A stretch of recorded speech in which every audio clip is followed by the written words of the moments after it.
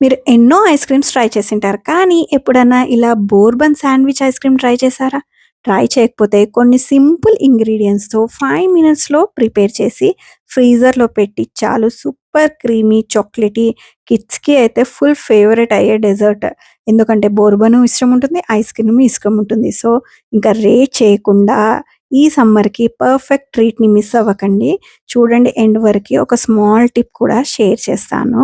Perfect texture కోసం. ఇప్పుడు ఒక కప్ ఆఫ్ క్రీమ్ తీసుకోవాలి. ఇదొచ్చేసి అమూల్ క్రీమ్ అంటారు కదా! అవి తీసుకున్నాను నేను. ఫ్రీజర్‌లో పెట్టుకున్నాను చేసే ముందు. అందుకు అలా గట్టిగా ఉందనమాట. ఇప్పుడు దీన్ని మంచిగా మన బీటర్ తోటి నేను బీట్ చేస్తున్నాను. మీ దగ్గర హ్యాండ్ బీటర్ ఉంటే దాంతో కూడా బీట్ చేసేసుకోవచ్చు. ఇలా చేయడం వల్ల 2 మినిట్స్‌లోనే మనకి వాల్యూమ్ అనేది డబుల్ అయిపోతుందనమాట ఇలా. డబుల్ అయినప్పుడు దీంట్లో నేనిక్కడ కండెన్స్డ్ మిల్క్ యాడ్ చేస్తున్నాను. పౌడర్ షుగర్ కూడా యాడ్ చేసుకోవచ్చు. కానీ క్రిస్టల్స్ అనేవి లాగా స్మాల్ క్రిస్టల్స్ లాగా ఫార్మ్ అయితాయన్నమాట షుగర్‌వి. సో, కండెన్స్ మిల్క్ ఎయడం వల్ల చాలా క్రీమీగా, టేస్టీగా చాలా టేస్టీగా ఉంటుంది. సో, ఇప్పుడు ఇక్కడ నేనేం చేస్తున్నానంటే ఒక 3 బిస్కెట్స్ తీసుకొని వీటిని ఇలా చాప్ చేసేసుకోవాలి. సన్నగా చాప్ చేసుకొని మన క్రీమ్‌లోకి యాడ్ చేసేసుకోవాలి. ఇప్పుడు మనం ప్రిపేర్ చేసుకున్న క్రీమ్‌లోకి యాడ్ చేసుకొని ఇదంతా కూడా ఒక్కసారి ఆహ్, బాగా మిక్స్ చేసేసుకోవాలి. జస్ట్ ఒక 1 మినిట్ మిక్స్ చేసుకుంటే సరిపోతుంది. ఇలా మిక్స్ చేసుకున్న దాంట్లో మనకెక్కువ క్రీమీ కేక్ తిన్న ఫీలింగ్ రాకూడదు అంటే కొన్ని మిల్క్ యాడ్ చేసుకోండి. అప్పుడు కొంచెం లూజ్ కన్సిస్టెన్సీ అవుతుందనమాట. ఐస్ క్రీమ్ తిన్న ఫీలింగ్ రావాలి అంటే ఇలా చేసుకోవాలి. ఇప్పుడు ఇక్కడ ఒక స్క్వేర్ టిన్ తీసుకున్నాను. స్క్వేర్ టిన్‌లో ఒక బటర్ పేపర్ కంపల్సరీ ప్లేస్ చేయాలి. ప్లేస్ చేసి ఇప్పుడు బోర్బన్ బిస్కెట్స్ ఉంటాయి కదా! అవి ఒక్కొక్కటిగా తీసి క్రీమ్ ఉన్న పార్ట్ కింద పెడుతున్నాను. ఇప్పుడు దీని మీద నుంచి మనం ప్రిపేర్ చేసుకున్న క్రీమ్ ఉంటుంది కదా! అదంతా కూడా దీని మీద ఇలా యాడ్ చేసేయాలి.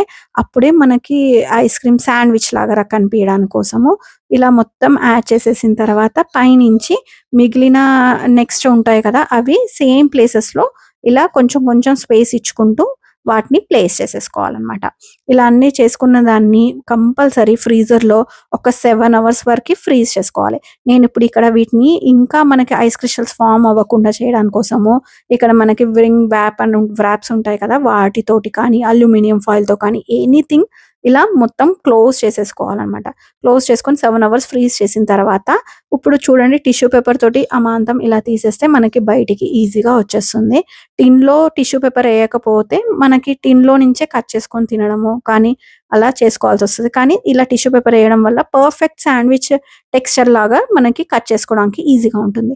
సో, నేనిప్పుడు ఇక్కడ చూపిస్తున్న విధంగా అన్నీ కూడా ఇలా చిన్న చిన్న 1 పీసెస్ లాగా కట్ చేసేసుకొని ఎంజాయ్ చేయడమే. సూపర్ క్రీమీలో చాక్లేట్ తోటి ఇంకా స్టోర్‌లో కొనేదానికంటే బెటర్‌గా ఉంటుంది. కిడ్స్‌కైతే చాలా నచ్చుతుంది. ఒక్క బైట్‌తో మళ్ళీ మళ్ళీ తినాలి అని అనిపించేలా అంత టేస్టీగా అనిపించింది మాకైతే. మీరు కూడా ఒక్కసారి ట్రై చేసి నాకు కామెంట్ సెక్షన్‌లో కామెంట్ చేయండి ఎలా వచ్చింది అనేది. వీడియో కనుక నచ్చినట్టయితే లైక్ చేయండి, షేర్ చేయండి. Subscribe to TV recipes. By by.